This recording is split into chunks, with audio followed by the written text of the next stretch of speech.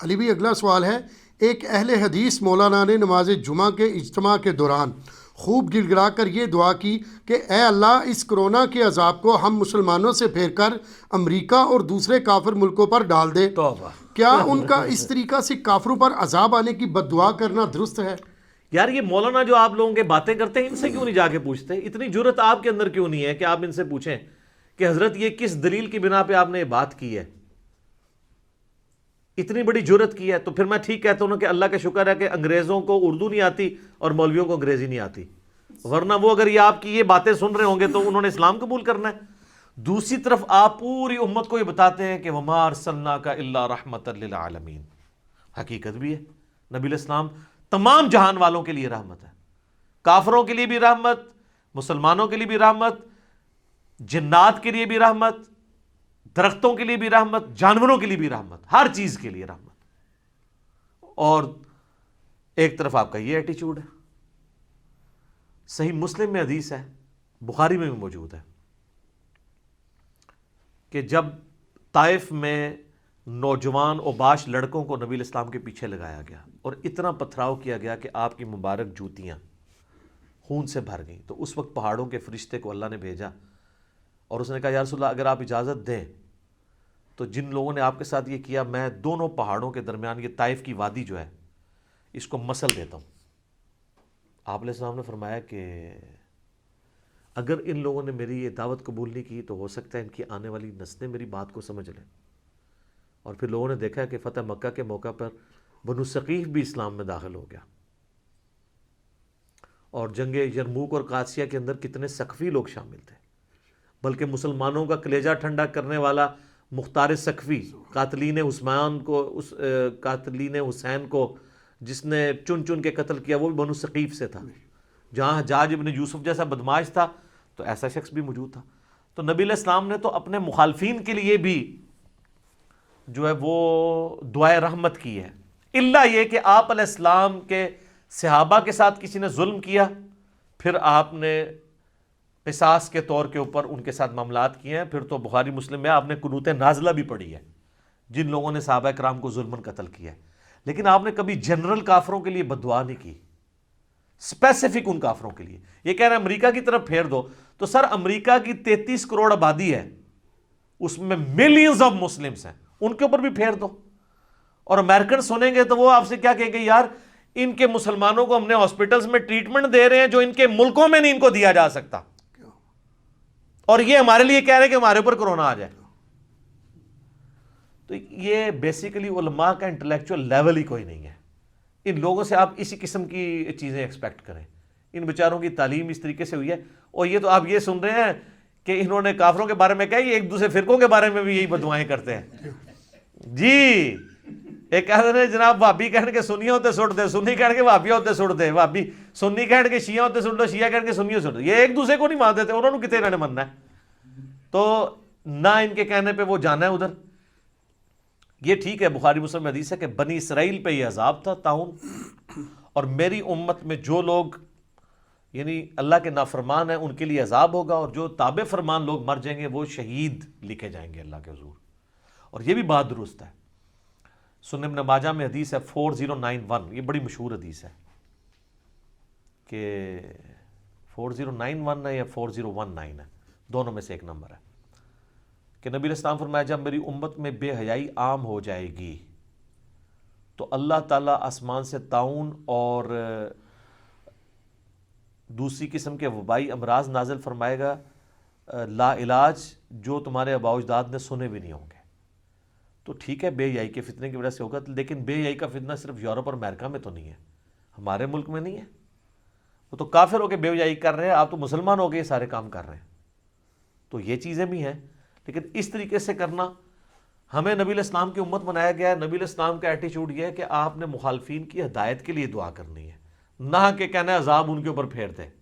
اے وہی ہے جناب، یا اللہ دشمن دی توپہ کیڑے پا دے، توپوں میں کیڑے تو نہیں ڈلتے۔ سلطنت عثمانیہ بھی اسی طریقے سے ٹوٹی ہے نا، یہ تو دعائیں کرتے رہے نا، اور اس وقت کے علماء نے فتوے دیے کہ جی یہ اس میں جو گولا استعمال ہوتا ہے، اس میں فلاں کی چربی استعمال ہوتی ہے۔ انہوں نے لیٹسٹ اسلحہ مینیج نہیں کیا، حالانکہ سپر پاور تھی، 3 براعظموں میں پھیلی ہوئی تھی، امریکہ یورپ تو کچھ بھی نہیں تھا سلطنت عثمانیہ کے مقابلے پہ، لیکن دیکھیں انہوں نے 30 سے زیادہ ٹکڑے کیے اس کے، ٹھیک ہے. وہ جو اب ہم کہہ رہے ہیں کہ 2023 میں پابندیاں اٹھنے والی ہیں، لیکن وہ اب 30 ملک جڑیں گے تو نہیں، جب تک وہ ملک ایگری نہیں کریں گے وہ ترکی میں شامل تو نہیں ہو سکتے.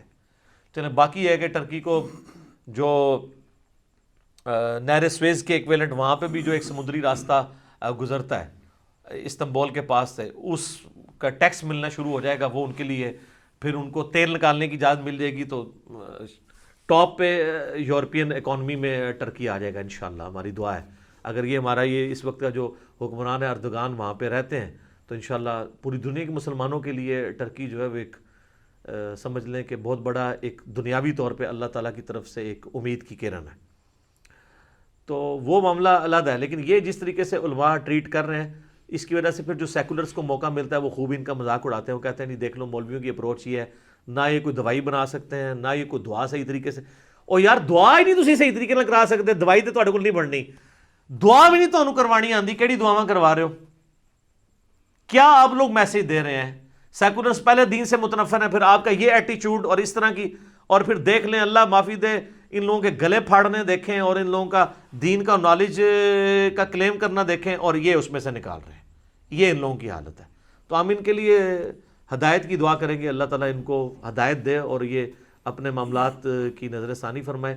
باقی میں عام مسلمانوں سے کہوں گا کہ ان لوگوں کی اس طرح کی یاوہ گوئیوں کا اسلام سے کوئی تعلق نہیں، ان کی ذاتی اختراع ہے. ٹھیک ہوگا جی، جزاک اللہ.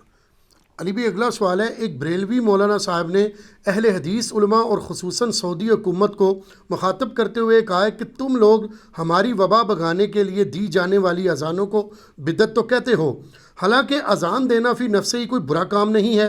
جبکہ دوسری طرف سعودی عرب میں موجودہ حکمرانوں نے حرمین شریفین کی بابرکت سرزمین پر بے حیائی اور فحاشی کا جو طوفان بدتمیزی برپا کر رکھا ہے اس کے خلاف ایک جملہ تک نہیں بولتے. اس حوالے سے علی بھائی بھی کچھ حق کوئی فرماتے ہوئے تو کیا اچھا ہوتا. میں نے تو حق گوئی بہت پہلے کی فرمائی ہوئی ہے جناب، مجھ سے کیا آپ سننا چاہتے ہیں؟ میں نے تو بہت پہلے اس کے اوپر میرا ایک یوٹیوب کے اوپر کلپ اپلوڈڈ ہے، عرب ملکوں کے اندر بت پرستی، تو میں نے تو اس کے اوپر بڑی ڈیٹیل ڈسکشن کی ہوئی ہے. ہمیں کوئی آر نہیں ہے، ہمارے تو کوئی سگا نہیں ہے، نہ کوئی ساڈا متریا ہے، ہم تو حق گوئی کی بات کرتے ہیں. یہ بات ان کی بالکل درست ہے. اس وقت جو حکمران سعودی عرب کے اوپر مسلط ہیں یہ پوری دنیا میں اسلام، مسلمانوں اور حرمین شریفین کی بدنامی کا باعث بنے ہوئے ہیں. ان کا جو ایٹیچیوڈ ہے، جس طریقے سے وہاں پہ طوفان بدتمیزی بے حیائی کا برپا کیا ہوا ہے.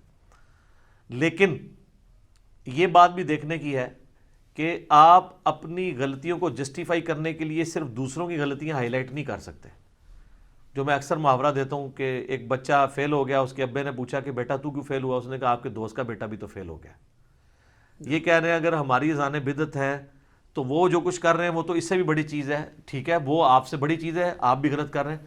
اس کے حوالے سے میرے یوٹیوب پہ کلپ لاکھوں لوگوں نے دیکھا ہے، وبا بھگانے کے لیے اذان دینا. انجینئر محمد علی مرزا لکھیں تو انہوں نے جو جھوٹی متروک روایت بیان کی ہے اور میں نے علمی طریقے سے ایک ایک چیز کا جواب دیا ہے بخاری مسلم کی روشنی میں الحمدللہ. تو ہم کنڈیم کرتے ہیں جی. اور یہ جو انہوں نے اہل حدیث علماء کے بارے میں بات کی ہے، میں اس معاملے میں ان کے ساتھ ہوں. بالکل صحیح چیز انہوں نے ہائی لائٹ کی ہے. اور یہ کیوں نہیں کر رہے؟ اس کی وجہ یہ ہے کہ جناب اہل حدیث کو چندہ آتا ہے سعودیہ سے، تو وہ ظاہر ان کے خلاف بات نہیں کریں گے. آپ کیوں ان سے ایکسپیکٹ کر رہے ہیں؟ تو آپ کو پتہ ہے کہ ترمذی میں حدیث ہے ہر امت کا کوئی نہ کوئی فتنہ ہے، میری امت کا فتنہ مال ہے. تو جس طرح آپ اپنے درباروں کو بند کرنے کے لیے تیار نہیں ہے، تو کورونا کی وجہ سے بند ہو گئے نا، کہ سارے بے حیائی کا مرکز دربار بنے ہوئے ہیں، چاہے بدکاری ہو، شراب نوشی ہو، افیون، چرس، ٹھیک ہے، یہ بنے ہوئے ہیں. یہ علیحدہ بات ہے، کہتے ہیں بزرگوں کی ڈیوٹیاں ہوتی ہیں علاقوں میں، اپنے مزار کی تو ڈیوٹی وہ پوری نہیں کر رہے، ساری برائیاں وہاں پہ ہو رہی ہیں. جو بھی پاکستان میں جتنے بڑے بڑے مزار ہیں وہاں پہ ہونے والی برائیوں کو یہ خود بھی کنڈیم کرتے ہیں. تو کیا انہوں نے درباروں سے وہ برائیاں ختم کر لی ہیں؟ کیا ان درباروں پہ ہونے والی برائیوں کے خلاف یہ گلا پھاڑ کے اس طریقے سے بولتے ہیں؟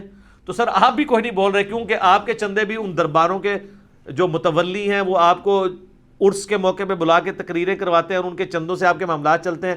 اسی لیے آپ اپنے چندے کو بچانے کی خاطر ان کے بارے میں نہیں بولتے. اسی طریقے سے اہل حدیث حضرات جو ہیں ان کو چندہ سعودیہ سے آتا ہے، ان کے بارے میں نہیں بول سکتے. اینڈ رزلٹ تو دونوں کا سیم ہے، مال پانی، مال کا فتنہ ہے، دونوں اسی کے اندر پھنسے ہوئے ہیں. تو ہم دونوں کو کنڈیم کرتے ہیں، اور جہاں پہ کوئی سچی بات کرتا ہے ہم اس کا ساتھ دیں گے. اور ہم بالکل کنڈیم کرتے ہیں. اور سعودیہ میں بھی آپ علماء کے اوپر نہ ڈالیں, وہاں کے حکمران بہت سخت ہیں.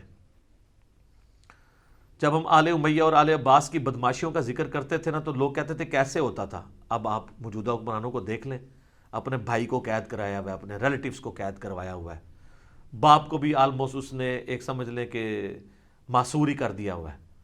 تو یہ آل امیہ کی باقیات ہیں, یہ انہی کے پیش رو ہیں, یہ وہی کچھ کر رہے ہیں جو اس وقت کرتے تھے. سب کچھ ہوتا تھا اس وقت, تو صحابہ زندہ تھے تو انہوں نے اتنا کام ڈالا, آج تو کوئی بھی نہیں اس اعتبار سے. لیکن میں آپ کو بتاؤں آج بھی حق گو علماء وہاں پہ موجود ہیں جو ان پالیسیز کے خلاف بولتے ہیں, وہ جیلوں میں بیچارے سڑ رہے ہیں. اور کیا کیا علماء کے اوپر وہاں پہ ظلم ہو رہے ہیں, اہل حدیث سلفی علماء کے اوپر, ان کو انہوں نے قیدوں میں ڈالا ہوا ہے. یہ آپ کو جو حکومتی ملے نظر آ رہے ہوتے ہیں نا, یہ تنخواہ دار لوگ ہیں, اور ان میں سے کئی لوگ مصلحت کا بھی شکار ہیں. اب ہر کوئی تو امام حنیفہ نہیں نہ بنتا کہ منصور کی جیل میں وہ زہر کا پیالہ پی رہے. امام حنیفہ کے زمانے میں بھی, احمد بن حنبل کے زمانے میں بھی کتنے لوگ تھے جو بڑے پرہیزگار تھے, لیکن وہ تکلیفیں نہیں سہ سکتے تھے, وہ جنگلوں میں بھاگ گئے.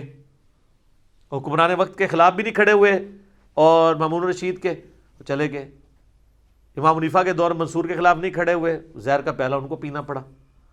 تو آج بھی سارے علماء تو نہیں ہوں گے, یہ حکومتی ملے ہیں جو آپ کو وہاں پہ حجر اسود کے اوپر سپرے کرتے ہوئے نظر آ رہے ہیں, غلاف کعبہ کے نیچے. آج تک تو انہوں نے کبھی وہاں پہ صفائی نہیں کی ہے. یہ علامتی صفائیاں ساری ہو رہی ہیں.